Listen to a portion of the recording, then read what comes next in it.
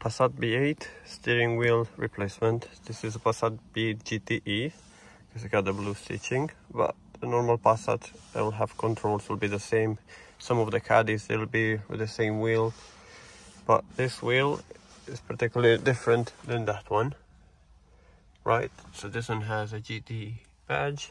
It's like a Golf Mark 7, 7.5 GTI, GTD, GTE basically, with the round airbag. So to take the wheel off, first you remove this cowling, right? You pull it up. I already did it, but you just use a hook like that, and you pull it up, and it just goes up down there. Then the steering wheel, you need to turn it. I'm just gonna remove it so I can show you, because it's hard to remove, right? So the wheel has to be something like that, and then on the back of it, I already removed it so you can see, but you see that clip and that clip, and I'm gonna do it with one hand, and if I can do it with one hand, you can do it as well. So you're gonna need a flat screwdriver like this, put it on that area, and obviously the wheel will be different position, so you can see you just click in there, click, and you push in a little bit, not too much, and then it dropped. You see, it dropped. And just the same in here, it dropped because of the position, but you will just have to use your hand and pull it, not brutal, and then click, and here it goes. Airbag is out, right? But that's not all, because of the wiring. So you get the airbag released, right? Let's say the wheel is, so the wheel, let's say you remove the airbag. I'm just gonna put it back, just temporarily, so you can see what I mean. So then you're in this situation where you have a screw that goes in there. This is a screw. It's spline, I think 12. Yeah, 12 spline. And then there's one more cable that's in there, which you remove it by, you just get a grip on it.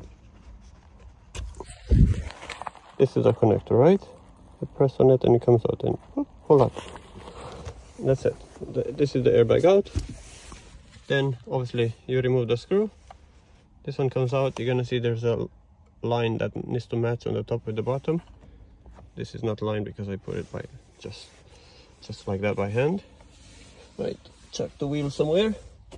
Once it's done, get the new wheel. And by the way, so when you have this, if you turn the wheel, you see there's a gap in here, and you can just pull it with the hook, not to go on the edge and just destroy this. You don't really want that. If you want to do it, be my guest, but I would not like to damage it. And then we chuck this one in,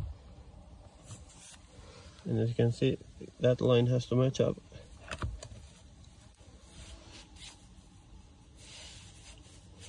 Just gotta match it, the other one, right? All straight. Then we get the screw in. Just keep in mind, depends on the steering wheel. See, this one doesn't have a mode in here. The other wheel has a mode button, which means it will need coding. Mode in here, voice control, assist systems, and view. Because I have the digital cluster, this is more relevant, but because of this button there's no mode, it means the speed limiter has to be disabled, which no one uses this if you have adaptive cruise control, because otherwise you're gonna get errors. So don't think that this is plug and play. Don't know anything, just ask in comments, we'll try to help. So then we put this one back. Just gonna have to use the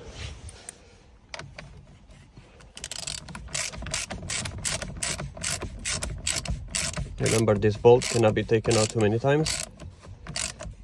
It still had the thread lock on it.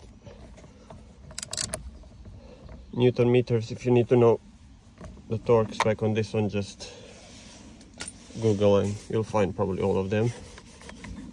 I've been doing this for a while, so I don't really need a meter, but if you really want to do it by the book, you need to use a torque wrench and just torque it to spec. Now next you got the airbag.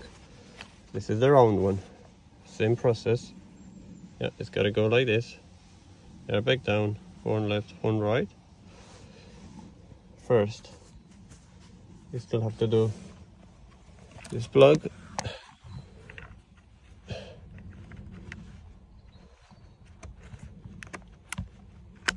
and it clicked. The plug goes in there. You can put a hand in and you can feel. And after that, don't forget that you need to plug this one in, which is gonna be fun. I mean, not that bad. It's tight space in there to get it, but you get the point. It'll go in there at some point. See, you gotta do it like with one finger somehow. Make sure that white pin is clicked in, and then finished. But you might press the horn sometimes. Then you put the cowling back. I didn't click the airbag in because I don't want the horn to set again. Back with the cowling until it clicks. Okay.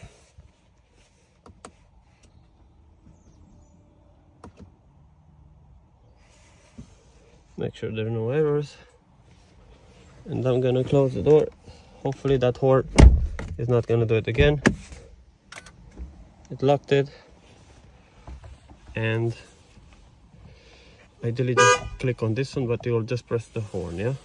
That's the annoying part when you're gonna push it. That's it. Thank you for watching.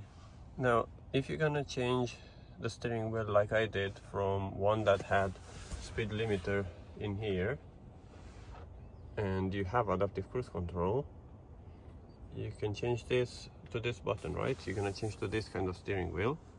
Okay, that means you need to go to, I'm just gonna go like this. You go open with CDS, you go to the engine, there's no fault codes on mine. You're gonna go in coding, long coding helper, and then you're gonna go all the way until you're gonna find speed limiter. And this, you uncheck this box, and that's it. Mine is already coded. Uncheck this box, then click X. This code on top will be populated in here with a new one. Hit do it, we'll say OK. Then you go to fault codes, clear codes if there's anything, see what comes up. It shouldn't, but if it does, this means you got other issues, but it should go just like this. So that's the process of changing the steering in the GTE. It can be done in different ones. If they have the same steering wheel, the same setup with the GTE badge, it's irrelevant. It's just a badge, because you can just code it as you wish. Thank you for watching. Cheers.